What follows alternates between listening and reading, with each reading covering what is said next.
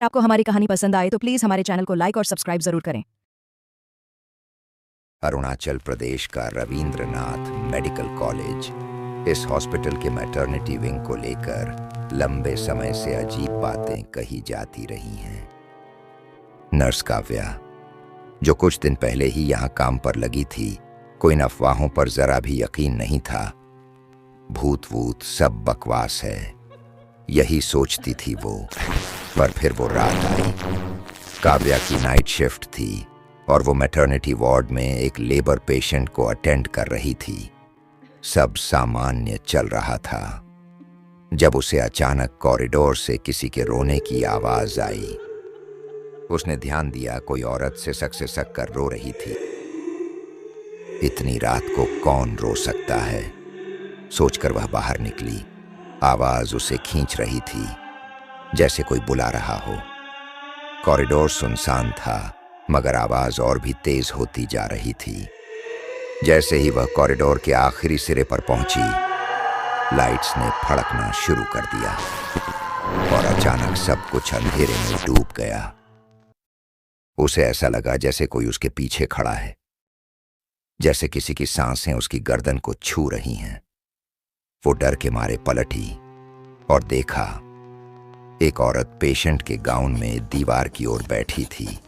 वह दीवार को नाखूनों से खरोंचते हुए बस एक ही बात दोहरा रही थी, मेरे साथ गलत हुआ, तुम सबने मुझे मारा।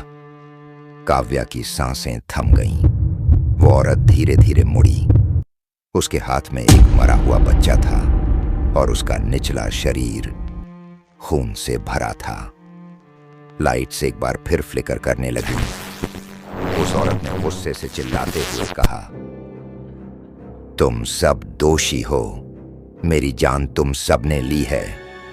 काव्या पीछे हटने लगी, लेकिन उसका शरीर जवाब देने लगा था।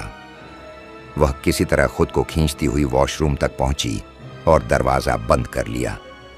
वहां जाकर उसने अपने फोन के लिए जेब टटोली, पर फोन तो वो पेशेंट के पास ही भूल आई थी।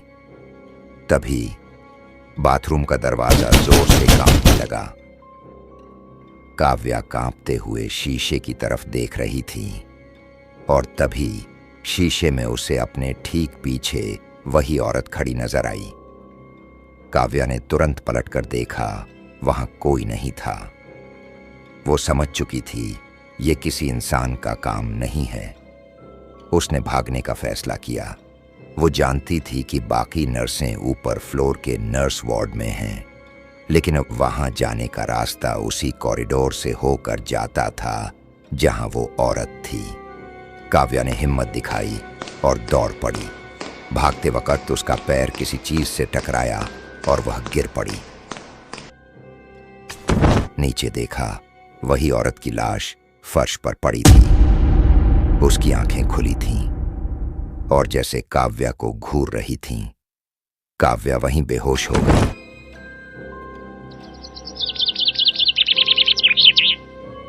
जब उसकी आंख खुली, वो खुद उसी हॉस्पिटल के बेड पर थी।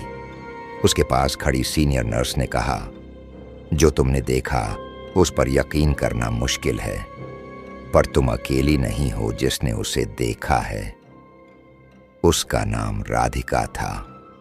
20 साल पहले राधिका को डिलीवरी के लिए लाया गया था। डॉक्टरों ने कहा कि सिर्फ मां या बच्चा, इनमें से किसी एक को ही बचाया जा सकता है।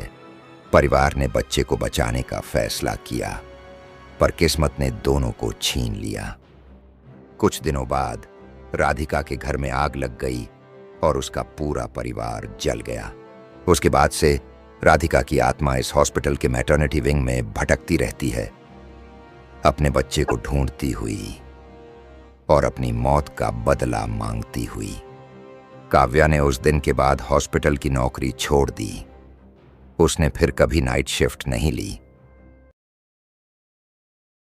अगर आपको हमारी स्टोरी पसंद आई तो प्लीज लाइक, शेयर और सब्सक्राइब जरूर करें।